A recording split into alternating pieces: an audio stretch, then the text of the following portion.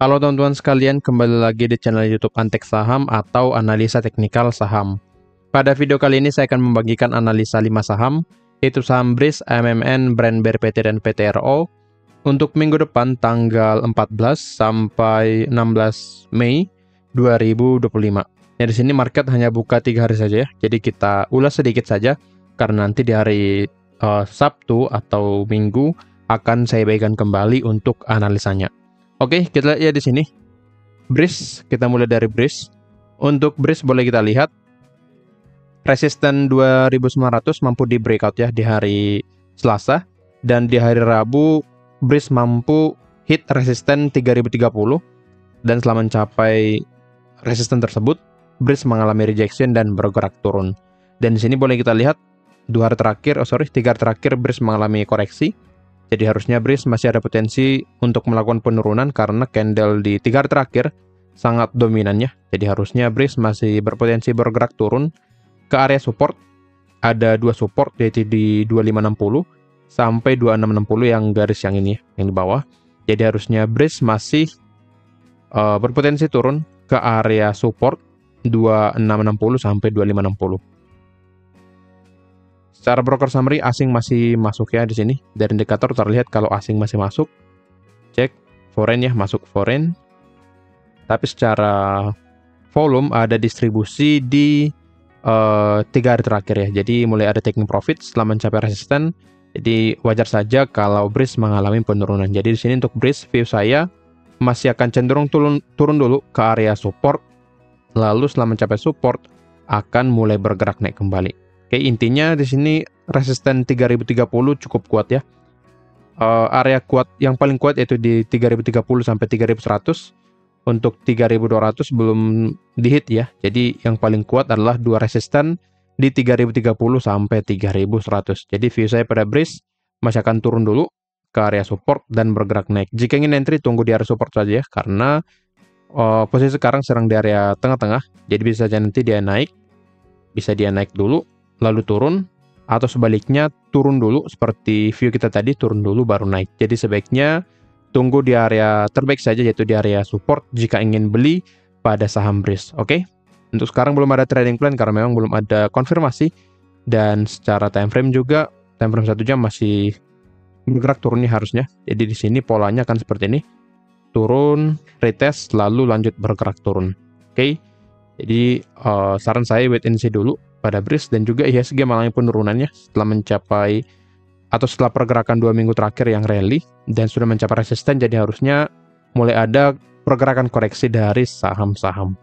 Oke, lanjut ke saham yang kedua, ada Aman Mineral Internasional. Untuk Aman juga harusnya koreksi ya. Terlihat ya, area resisten kuat kita di 7500 tidak mampu di breakout, dan di sini pergerakan dari Aman membuat sebuah rejection di area 7500. Jadi harusnya area ini sangat kuat pada saham Aman, dan boleh kita lihat candle 3 hari terakhir mulai ada candle merah. Jadi view saya pada Aman akan cenderung koreksi dulu minimal ya ke support. Jadi viewnya sudah validnya kita, dia akan naik dulu lalu turun, dan pergerakan turun dari Aman view saya ke 6900 ya, di sini area supportnya. Ini menjadi penurunan pertama, target turun pertama untuk Aman. Jika di breakdown maka Aman akan bergerak turun ke demand 5850 sampai 6325. Tapi jika tidak di breakdown maka Aman akan tes kembali ke resisten 7500. Intinya untuk Aman, jika resisten 7500 belum di breakout maka pergerakannya masih akan lebih cenderung untuk bergerak turun. Tapi jika resisten 7500 di breakout, Aman akan mulai bergerak naik ke resisten selanjutnya di 8200. Jadi pantau satu resisten pada saham Aman di angka 7500. Chart broker summary-nya seperti biasa ya, saya tidak terlalu suka melihatnya, tapi jika kita lihat dari volume di hari Jumat tanggal 9, harusnya ini menandakan kalau ada distribusi atau jualan yang semakin memperkuat kalau Aman akan lebih cenderung untuk bergerak turun dulu. Bahkan 1 minggu terakhir juga ya, ada buangan dari KZ dan CC yang selama ini beli pada saham Aman. Oke, jadi untuk Aman, view saya masih akan lebih cenderung untuk koreksi dulu, minimal ke 6900. Lanjut ke saham yang ketiga, ada Brand. yang dimana sempat bergerak naik ya, tapi di sebelum closing bergerak turun di hari Rabu ya. Jika kita lihat di hari Rabu, nah seperti ini. Ini candle di jam 9 ya, Rabu, dia bergerak naik, tapi setelah sesi 2, di sesi 2 dia mulai bergerak turunnya di sini. Jadi untuk Brent sebenarnya ada tekanan jual yang cukup besar terjadi di hari Rabu, dan trading plan kita hampir terkena target tapi di bawah turun kembali. Yang sudah entry pada Brent, maka jika ingin lebih disiplin, maka harus menggunakan trading plan yang ada sebelumnya. Tapi jika tidak mau floating loss terlalu banyak, maka boleh di cut loss sesuai dengan risiko kalian masing-masing. Oke, tapi di sini trading plan-nya sudah valid atau sudah running, dan stop loss di 5525, target di 6875. Secara trendline yang sudah di breakout harusnya di sini masih valid ya untuk Brent, jadi masih aman untuk di hold. Tapi kemungkinan dia akan koreksi dulu ke support 5600, lalu akan bergerak naik kembali.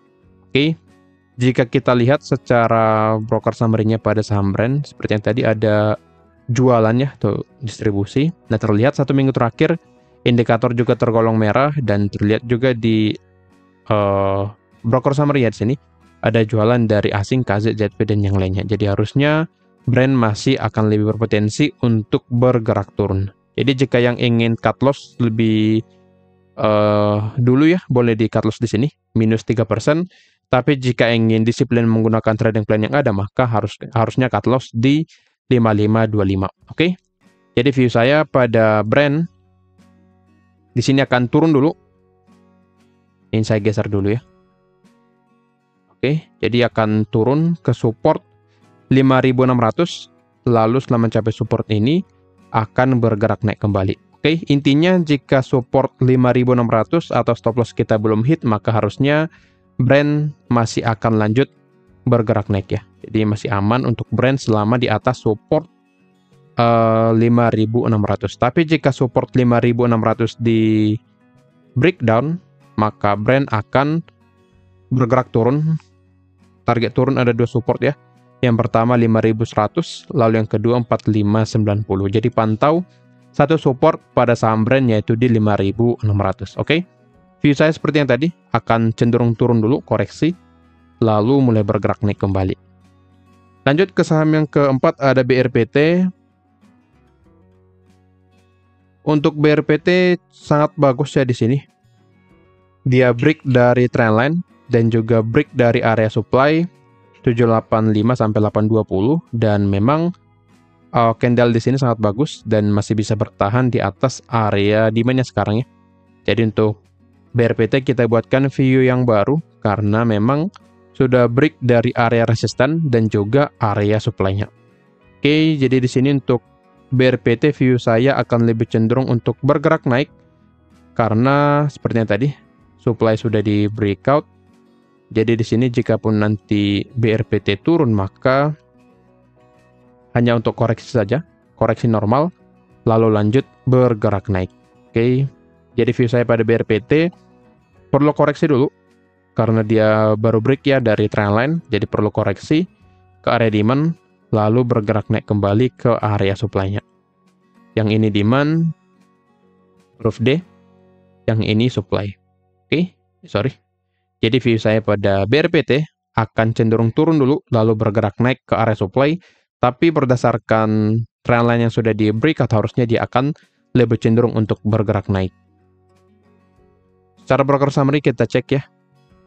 Terlihat kalau di 1 minggu terakhir masih ada akumulasi dari CC dan volumenya juga cukup besar ya.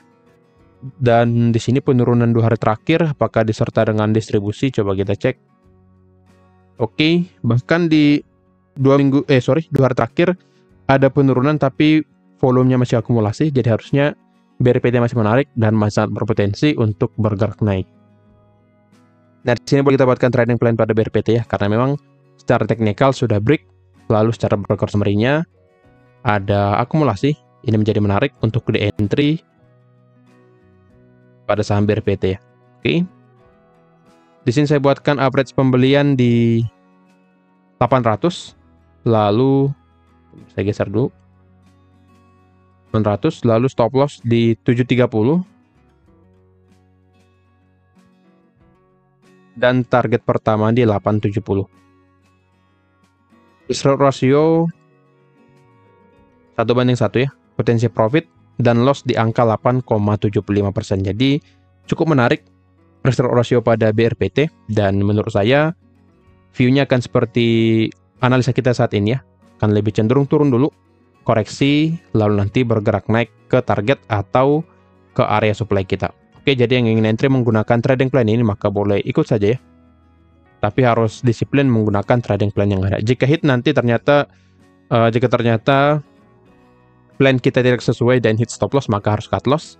Dan jika sudah terkena taking profit, maka harus jual dengan posisi profit dan kalian akan cuan secara gratis. Oke. Lanjut ke saham yang kelima atau yang terakhir, ada PTRO. Untuk PTRO juga di sini break area supply ya. Di break di hari Rabu dan langsung hit resisten 3170, dan setelah mencapai area tersebut PTRO mengalami koreksi dan harusnya masih akan lanjut bergerak naik ya. Nah, di sini kan saya ganti dulu mini supply dan sekarang menjadi demand ya. Demand-nya di sini. Jadi untuk PTRO selama di atas area ini maka masih aman dan akan lebih cenderung untuk bergerak naik. Saya hapus dulu. Ini demand. Demand. Jadi dua demand ya yang menjadi area koreksi dari PTRO.